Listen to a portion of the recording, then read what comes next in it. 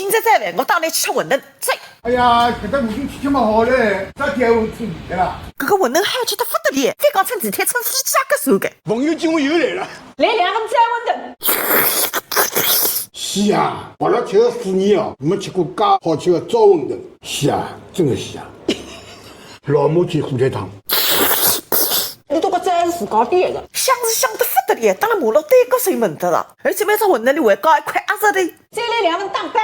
搿是送拨㑚老娘还是儿子媳妇啊？啊呸！我做四妹期待一个真正老人，你都送来份不给我，一点点帮助。把你都抢我神女倒脱开！哎，侬搿能介讲难为情嘛？你懂个屁！拍视频，谁是也奶壶不开拍奶壶，因为谁让多少人都好这一口，唯恐天下发怒。